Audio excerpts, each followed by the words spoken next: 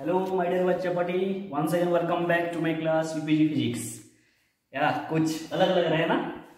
ओहो ठीक है, व्हाइट बोर्ड से ग्रीन बोर्ड हो गया नहीं? ठीक ठीक। फिजिक्स में और फिजिक्स दुनिया को पूरा घुमा रहे हैं, पर दुनिया को पकड़ा रहे हैं नहीं? तो ठीक है, हम भी घूमेंगे। ओके, थोड़ा चेंज कर दिया, ब्लैक क्या ग्रीन बोर्ड कर दिया। Okay, so today we shall discuss about the chapter 2 that is unit and measurements, and we have already completed first lecture, that is what is physical quantity, what are system of units. Okay, and just introduce about just property of units. Okay, so today we shall discuss about the properties of units deeply. Okay, and measurement of lengths, that is direct and indirect method. Okay, so ठीक है, अच्छा class शुरू करते हैं। Okay, so देखो students, the properties of units, these are the properties of units. The first, common size, well defined, invariable with time, and possible to reproduce. Okay, so now we'll see what are the properties of units that we are selecting a units, or when we are fixing a unit. So the unit we fix should have these characteristics of properties. Number one, the size should be common. Okay, if we have to make a unit of mass, okay, or then in day to day where we have to use the mass, that is maximum. Okay, to or in day to day we have to use the mass maximum. Okay, so the answer where for buying a vegetables for our house, for cooking material, how much? So the answer this much. The answer this much. Okay, so means this much rice house holds for 4 people, this much vegetable for 4 people. So that is a maximum use of measurement of mass. What we need, that should be common size. That should be common size. Okay, a size of unit. So what we need, so that we don't have to say give me 230 units of vegetables. The best and easiest will be I tell him give me 1 units of vegetable. Okay, so how much rice to be cooked? That's 1 minute. Or if I fix my unit like that, then it will become very easy, and that purpose the unit was taken as 1 kilogram. Okay, or in British household 1 pound was used for a cake, bread. So all these are in pound. So when we take the vegetable in the market, so mostly household buy how much vegetable? That is 1 kilogram. Okay, suppose our unit would have been different, like I say our standard unit is 1 ton. Then what will you say to our vegetable person, to your vegetable person?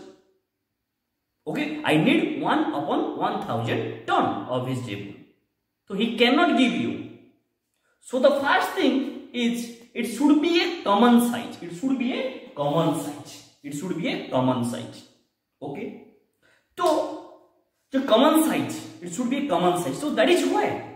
So what is the size of length? This much, this much. So how much is this much? We say okay, this is our standard. Call it 1 meter. Call it 1 meter. Okay, so yes, 1 meter is much. Why? It's a very common. Everybody can make it. So it's a common size, that is 1 meter. And our clothes are coming. The shirts are 2 meter clothes. Pant 1 meter, 1.1 meter, like that. So 1 meter. Most of the things are within 2 meter, 3 meter. Okay, within 2 meter, 3 meter, 1 meter. Okay, so check, it should be common size. Common size, it should be common size. So everything is around 1, 2, 3. Okay, so if I put 1 meter as the unit of length, that will be very common to me, and I will not have to use large number, or I will not have to use the fraction. That is why we take the unit as meter, and this is the property of common size. This is the property of common size. तो जो भी हमको एक physical quantity को हमको express करना है, तो common size, it should be common size. Okay, so number 2, Number 2, then it should be well defined. Well defined. Number 2. So with the development of science, it becomes very necessary that the things should be well defined. Or if I say 1 meter, then that 1 meter should not change. If I go from, suppose if I go from Delhi to London, why Delhi or why Delhi to London? I brought one piece of iron. Say this length, gentleman is 1 meter. This length gentleman is 1 meter from now on. So everybody measured it 1 meter. And now they ask me how much cloths you are giving. Okay, how much cloths you are giving? I say I am giving you 10,000 meter of clothes. So measure with this meter. Measure with this meter. So the measure with this meter. Then they went to London. Then they went to London. When they went to London and they measured with that standard there, but there was a difference of temperature. Suppose difference of temperature. Here it is, here it was 30 degrees Celsius, and there it was 0 degrees Celsius. And that iron bar, it has strong. It has strong. That iron bar, it has strong. It has strong. And with that, they measure 1000 times. There is an error. There is an error in the measurement. Or we can make it so that the length, if I say this bar is 1 meter, the length is 1 meter. Okay, 1 meter length. If I say this bar is 1 meter length, so there is an error in that. So I cannot fix that unit. I will have to define well, that is 1 meter. 1 meter is okay. So but defining it, defining 1 meter, okay, but defining the relating to the bar was not. Okay. So I had to define it with something which does not change when I change the place. It should not change within the, or when I change the pressure like that, so it should be well defined. It should be well defined. Okay, this is suppose example. The cold temperature 0 degrees Celsius rise with that hotness, coldness. Okay, or if boil the water when we steam boil the water, fill the temperature 100 degrees Celsius. Okay, 100 degrees Celsius. So it should be common size and should be well defined. Okay, then it should not vary with time, means invariable with time. Okay, so if I today we have certain measurements, suppose, so after today we have certain measurement, but after 1000 years or 500 years the measurement change because of the standard we fixed. That should not be happen. That should not be happen. So even with time, the length, the mass, everything should remain same. So that is one property of that unit. That is invariable with time. Yeah, it should not vary with time. Suppose if I today we have certain measurement, okay, or after 1000 or 500 years the measurement change because of the standard we fixed. That should not happen. So even with this time, the length, the time, everything should remain same. So this is one property of the unit. Okay. Then number 4. ये तो हो गया invariable with time, should not vary with time. Then number 4, possible to reproduce. This should be possible to reproduce. Like I give the example, suppose of 0 degree Celsius, and 100 degree Celsius. Okay, this can be reproduced everywhere. Because in all the countries, it is standard pressure. We say at the level of sea. The pressure is same all over the world. And at that level, if you boil the water, the temperature is 100 degrees Celsius. And nowadays, we can even the measure of pressure with mercury and with 1 atmospheric pressure we can measure it. So if we make the things same, we can make the experiment in the lab. That should be possible. Okay, it should not be such a complicated process of measurement which can be done only in a hi-fi laboratory, and it cannot be done in all the labs. Then it will be very difficult to reproduce. Okay, so the units should be fixed in such a way that we should be able to reproduce it whenever we want, wherever we want. It should be bit easier. So that is one thing we see when we are fixing a unit. So these are 4 properties which a common unit should have. That is common size, well defined, invariable with time, and possible to reproduce. Okay, okay, तो ये property of units है, ठीक है। Then अभी हम चर्चा करेंगे measurement of length, that is one is direct method and another is indirect methods. So first we have to discuss that is direct method, measurement of length का। Okay, so अभी हम चर्चा करेंगे क्या, लेंथ का मेजरमेंट। हम वो किस तरह के होता है, किस तरह की छोटे छोटे लेंथ और बहुत बड़े बड़े लेंथ को भी मेजर किया जा सकता है। ठीक है, ठीक है, तो ये हम स्टार्ट करेंगे। तो स्टार्टिंग हम बात करेंगे कुछ डायरेक्ट मेथड के बाद, क्या डायरेक्ट मेथड्स के बाद। ओके, देखो डायरेक्ट मेथड्स में क्या होता है, जैसे अगर मान लो मुझे ये मार्कर, सपोज यहाँ पे एक मार्कर है, ठीक है, ये मार्कर है, तो मार्कर का लेंथ मेजर करना है, ठीक है, तो मैं क्या देखूंगा, तो यहां पे इसको दो एंड पॉइंट है ना, इन 2 एंड पॉइंट्स के बीच में मैं अपना मेजरिंग इंस्ट्रूमेंट रखूंगा और डायरेक्टली इसका लेंथ मेजर कर लूंगा। समझ में आ रही? इस तरीके जो लेंथ मेजर होता है उसको हम लोग डायरेक्ट मेथड्स बोलते हैं। क्या बोलते हैं? Direct method. यहां पे देखो जो है ये मार्कर, दोनों 2 एंड पॉइंट, जो भी एक इंस्ट्रूमेंट हम यूज करके उसको मेजरमेंट करता हूं दोनों बीच के पॉइंट में। ठीक है, तो डायरेक्ट मेथड्स की मेजरमेंट में अगर मैं रेंज की बात करूं, तो जैसे कि अगर मान लो मुझे एक पर्टिकुलर रेंज में मुझे लेंथ मेजर करना है, that is suppose 10⁻³ metre, 10⁻³ metre से लेकर 10⁻² मीटर, ओके, तक हम मेजरमेंट करना है मुझे। तो इतने तक का मुझे लेंथ मेजरमेंट करना है, तो जो इंस्ट्रूमेंट में यूज करता हूं that is metre scale, that is metre scale.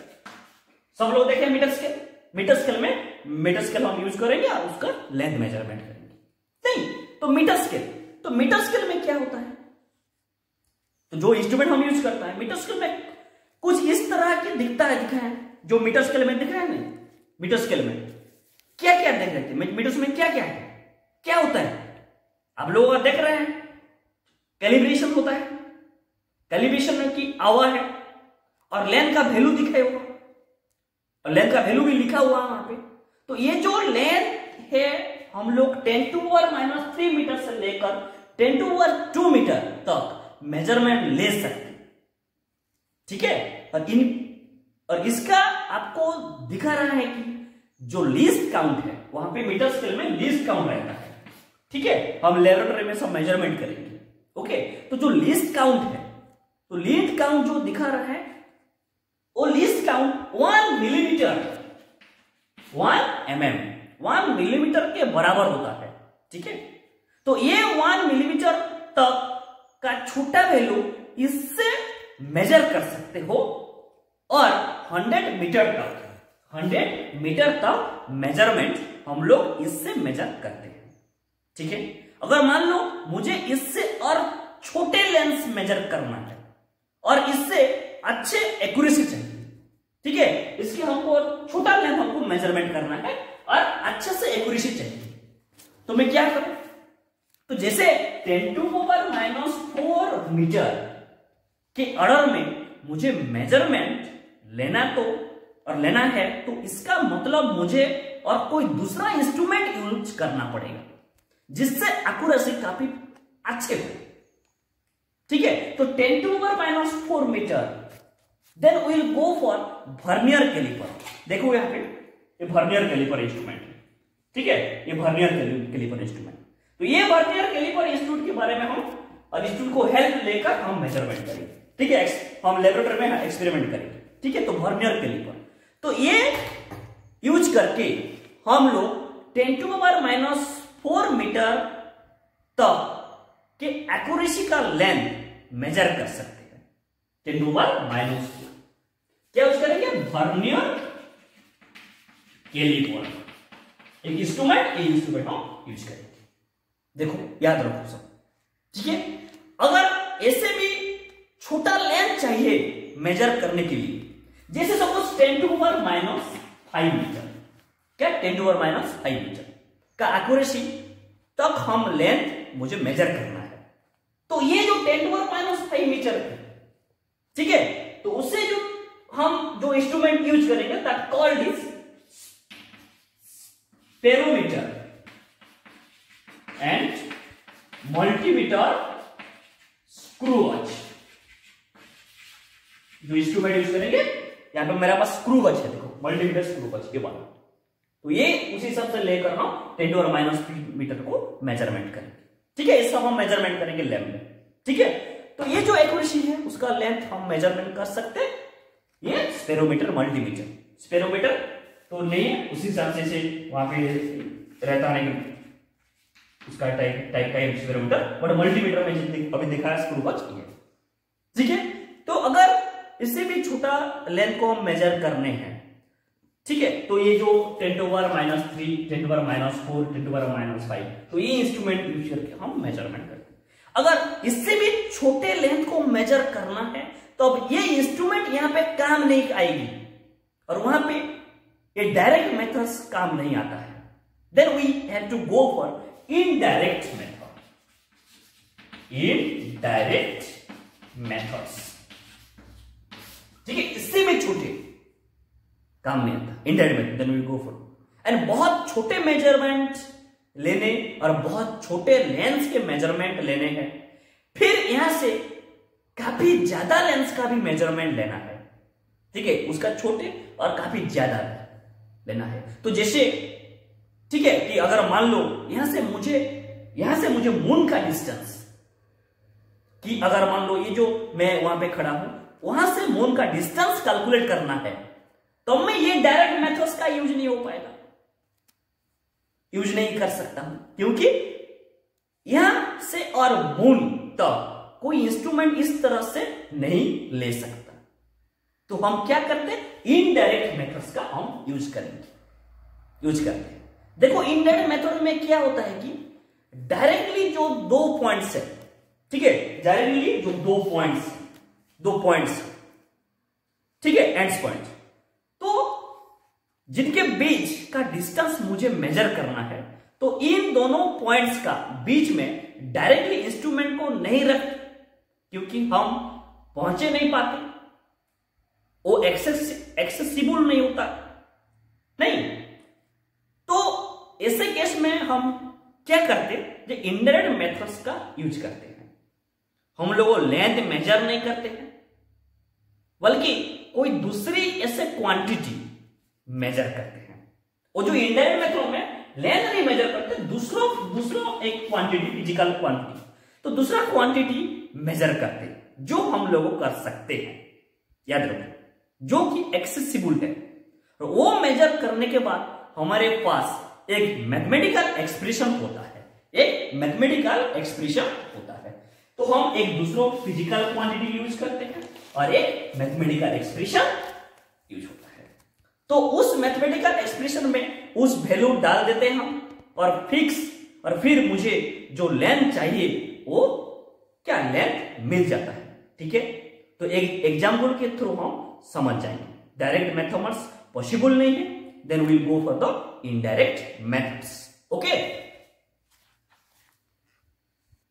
तो अब अभी हम डायरेक्ट मेथड नहीं यूज कर सकते, इनडायरेक्ट मेथड यूज करेंगे। देखो दूसरा क्वांटिटी को हम मेजर कर सकते हैं और मैथमेटिकल फॉर्मूला कुछ एक्सप्रेशन वहां पे डाल देते हैं वैल्यू, और वैल्यू हम मिल जाती है नहीं, तो इनडायरेक्ट देखो। ओके सपोज देखो यहाँ पे एक ऊंचे वाला एक बिल्डिंग है, ठीक है, और सपोज एक पहाड़ है, ठीक है, मान लो एक बहुत ऊंचे बिल्डिंग है या फिर पहाड़ है, तो लेंथ उसका हाइट हमको मेजर करना है। सपोज हाइट h है और मेजर करना है, तो प्रॉब्लम ये है कि ये हाइट जो है इस तरह से पहाड़ के चढ़ के वहां से मैं कोई भी इंस्ट्रूमेंट फिट नहीं कर सकता है जो ये हाइट को मेजर कर सकता है। कोई भी इंस्ट्रूमेंट यहां पे हम ऐसे रख के ये हाइट को मेजरमेंट नहीं कर सकते, क्योंकि उतना बहुत बड़ा लंबा है, बिल्डिंग है, पहाड़, ठीक है। तो इनडायरेक्ट मेजरमेंट वहां पे लेंगे। मतलब ये कि हम दूसरा फिजिकल क्वांटिटी मेजर करते और मेजर करते हैं वहां जो हम लोग कर सकते हैं, याद रखो ट्रिक है ये। और हमारा पास हमारे पास के मैथमेटिकल इक्वेशन होगा जहां हम वैल्यू सब्स्टिट्यूट करने के बाद और करेंगे हम, तो ये वैल्यू मुझे मिल जाएगा, ठीक है। तो एक मैथमेटिकल वैल्यू पुट करेंगे, जैसे मैथमेटिकल वैल्यू का एक इक्वेशन आएगा, इक्वेशन लेकर हम सॉल्व करेंगे, ठीक है, सब्स्टिट्यूट करेंगे। तो देखो बिल्डिंग, ये बिल्डिंग कैसे, ठीक है, बिल्डिंग और ये बिल्डिंग के कितना दूर और मैं कितना दूर वहां पे हूं, सपोज कितना है डिस्टेंस, ठीक है। ये डिस्टेंस हम मेजर हो सकता है क्योंकि मैं बिल्डिंग के पास जा सकता हूं और दूर भी जा सकता हूं। सपोज इतना दूर बिल्डिंग के पास, सपोज ये डिस्टेंस है x, क्या है डिस्टेंस x, मान लो ये डिस्टेंस x है, ठीक है। एक इंस्ट्रूमेंट आता है जिसको बोलते हैं सेक्सटन बोलते हैं, ठीक है। और ये जो इंस्ट्रूमेंट, वो इंस्ट्रूमेंट के हेल्प से उसको घुमा के ये जो वाला को उसको घुमा के हम एंगल थीटा हम मेजरमेंट कर सकते हैं। क्या करते हैं, एंगल मेजरमेंट, ठीक है। उसको हम घुमा के क्या मेजरमेंट कर सकते हैं, एंगल क्या है, लेट एंगल बी दो थीटा सपोज, ठीक है। तो देखो ये जो ऐसे घुमा के इसे यूज करते हैं, तो वहां पे मैं क्या करूंगा, जो लाइन है ये मैं ड्रॉ कर दूंगा, ठीक है। तो इसे जो एक घुमा के जो सेट डाल के उसको हम थीटा कहता है, एंगल, ठीक है, थीटा, ओके। देखो याद रखो, अगर मान लो मैं इसको यहां से जोड़ू, ठीक है, तो उसकी जो घूमेगा ये सेट साल के बीच में, तो उसका एंगल कितना है, थीटा है, ठीक है। तो एंगल हम मेजर कर सकते हूं, यहां पे मैं कर सकता हूं मेजर, तो लेट थीटा विद एंगल, और इंस्ट्रूमेंट से मदद से हम ये थीटा को, जो थीटा है एंगल मेजर कर लिया। तो देखो ये जो पूरे ट्रायंगल में, ठीक है, और पूरा ट्रायंगल को tan theta equal to, formula क्या होगा, ऑपोजिट अपॉन एडजेसेंट, नहीं, ऑपोजिट अपॉन एडजेसेंट, ठीक है। मैथमेटिकल इक्वेशन हम फॉर्म कर रहे हैं, तो that is tan theta equal to, opposite side में कौन है, h, एडजेसेंट क्या है, x, ठीक है। तो क्या आ जाएगा, h equal to x tan theta.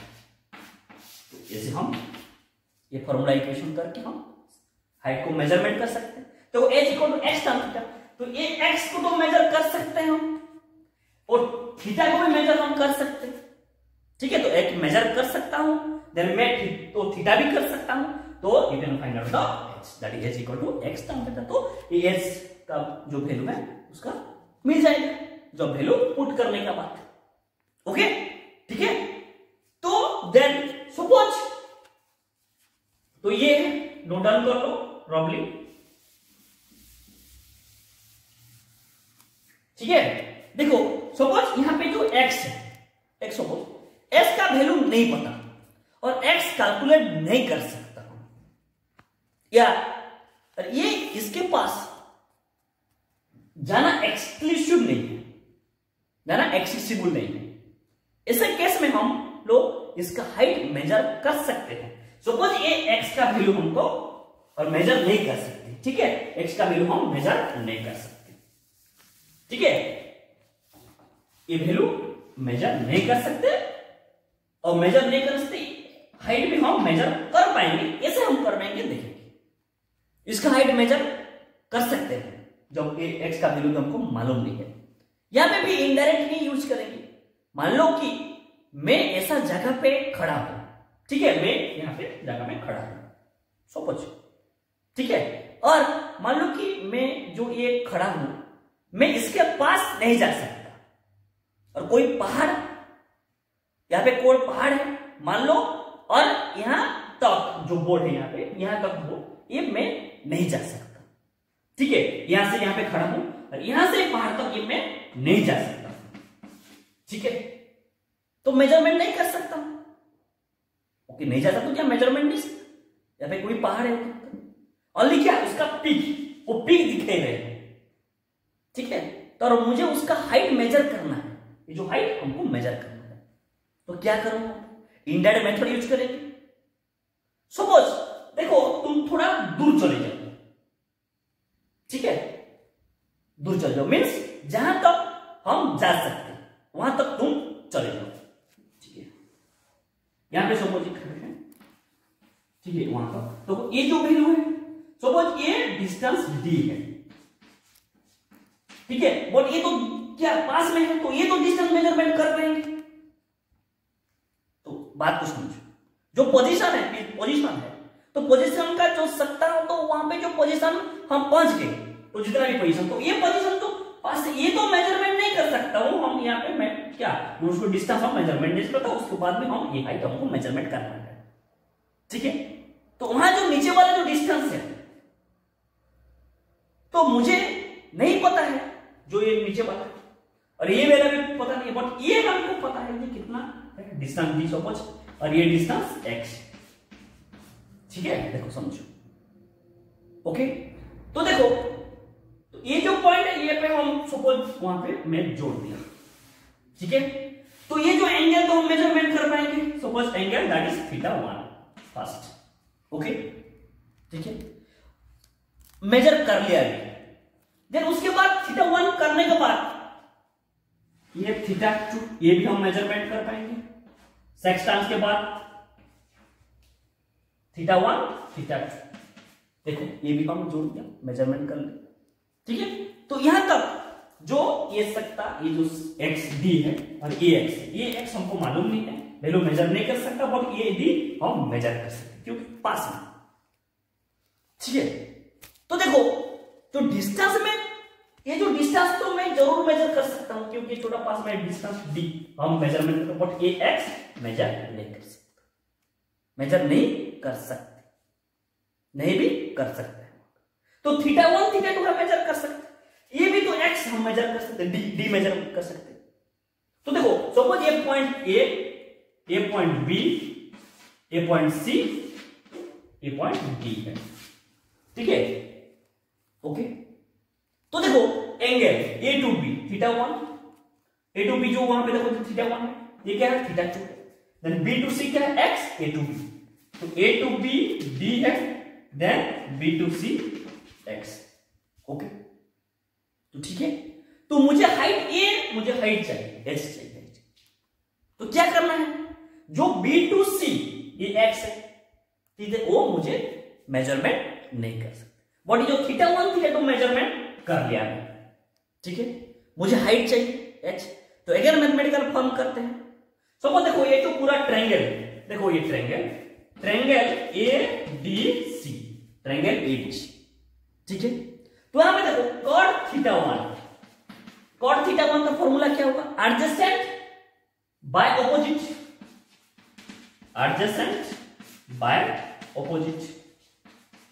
ठीक है, adjacent by opposite means adjacent, देखो ये कितना है, ये d plus x by opposite कौन है, h है, आ गया, then cot θ2 triangle BDC, cot, तो cot θ2 क्या होगा, क्या है, देखो x by h, okay, then हम सब्सट्रैक्ट करने के बाद क्या आएगा, हम सब्सट्रैक्ट करेंगे cot theta 1 minus cot theta 2, then d plus x by h minus x by h, तो ये x कैंसिल हो जाएगा, तो क्या आ जाएगा, d है, h तो क्या आ जाएगा cot theta 1 minus cot theta 2, ये h कॉमन है तो x ये हो जाएगा, तो क्या आ जाएगा only d by h। Okay, तो d बाय h तो हम हाइट कैलकुलेट कर देंगे, तो h equal to d upon cot theta 1 minus cot theta 2, तो ये मैथमेटिकल इक्वेशन आ गया। तो उस हिसाब से ऐसे इनडायरेक्ट हम मेजरमेंट करेंगे। तो यहाँ पे देखो d हमको वैल्यू मेजर कर सकते, थीटा 1 थीटा 2 मेजर कर सकते, तो we can calculate the value h। So this is the indirect method. You can measurement the length. Okay. So these are the two process. One is direct and another is indirect. Okay, बच्चों. So we will see you all in the next class. That mass weight, and we can go through the error, significant figure. ठीक है, rounding up. ठीक है, measurement of mass, time. Okay. ठीक है, तो आज के लिए ये क्लास इतना है, समाप्त करता हूं। ओके, तो see you all in the next class. Stay happy and blessed. Thank you.